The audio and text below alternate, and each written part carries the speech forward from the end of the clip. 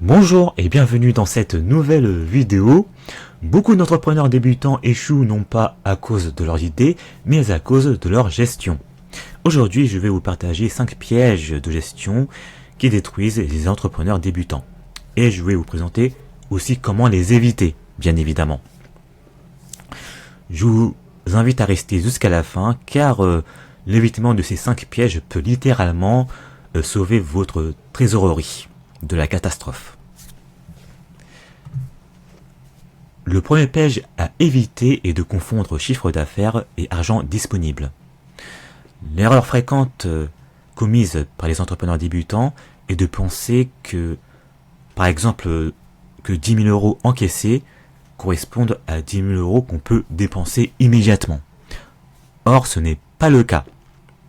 En effet, en tant qu'entrepreneur, vous devez faire face à des dépenses diverses. Vous encaissez plusieurs factures, mais vous devez aussi faire face à la TVA et aux charges sociales. Et éventuellement, vous devez aussi payer plusieurs fournisseurs différents. La solution consiste donc à toujours distinguer le chiffre d'affaires, le bénéfice et la trésorerie. Le chiffre d'affaires correspond à ce que vous avez facturé au client. Et le bénéfice correspond à ce qu'il vous reste après avoir dépensé en dépenses courantes. Autrement dit, le bénéfice, ce sont les produits moins les charges. Tout en ayant les produits qui sont supérieurs aux charges. Alors que si les produits sont inférieurs aux charges, il s'agit d'une perte. Et la trésorerie correspond à la somme disponible sur votre compte bancaire.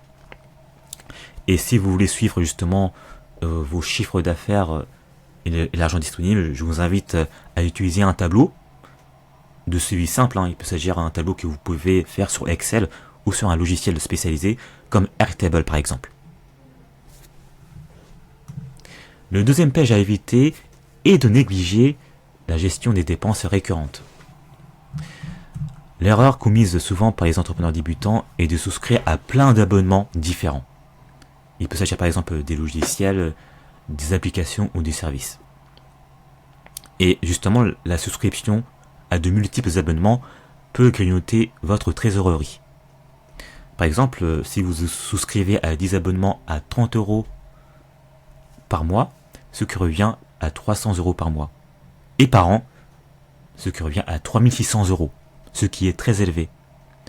Ce que je vous conseille, c'est de faire un audit trimestriel des abonnements. C'est-à-dire, tous les 3 mois, vous revoyez vos abonnements. Parfois, vous pouvez avoir des abonnements qui sont superflus. Et ces abonnements superflus, vous devez les éliminer. Le troisième piège à éviter est d'oublier de prévoir les impôts et les charges sociales à payer. Comme on l'a vu dans le premier piège, les entrepreneurs débutants ont tendance à tout dépenser ce qu'ils ont gagné. Mais aussi, l'entrepreneur débutant doit aussi faire face à des dépenses liées à la fiscalité et aux charges sociales. Et pour cela, il faut provisionner justement ces charges sociales et ces impôts. Et par exemple, si vous êtes entrepreneur et que vous ne faites pas attention aux échéances fiscales et sociales, vous pouvez vous retrouver à la fin de l'année face à l'administration fiscale qui peut vous réclamer par exemple 5 000 euros de redressement. Et voilà, et cela peut avoir un impact négatif sur votre trésorerie. La solution consiste donc à mettre à côté un pourcentage de chaque entrée d'argent. Vous pouvez mettre par exemple 25 à 30% sur un compte séparé. Ensuite, le quatrième piège à éviter est de travailler sans budget ni trésorerie. En effet, vous ne devez pas naviguer à l'aveugle sans savoir si votre activité peut couvrir les charges des prochains mois. Par exemple, un entrepreneur signe des contrats, mais il peut se retrouver 2 mois plus tard sans argent pour payer le loyer de son bureau. La solution consiste donc à établir un budget prévisionnel simple et un suivi mensuel de trésorerie. Vous pouvez utiliser un tableau comme Notion ou Excel ou Airtable par exemple. Et enfin, le cinquième piège à éviter est de vouloir tout gérer tout seul, sans outils ni automatisation. Alors, l'erreur fréquente commise par les entrepreneurs débutants est de passer des heures à saisir les factures ou à courir à relancer les clients qui n'ont pas encore payé leurs factures. Justement, il est possible d'automatiser la saisie des factures d'achat ou de vente pour éviter de perdre du temps.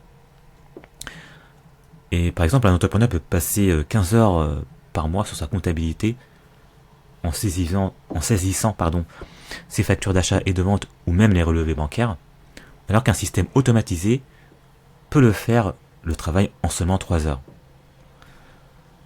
Et la solution que je vous propose, c'est d'utiliser des outils simples d'automatisation. Vous pouvez utiliser des logiciels tels que Make.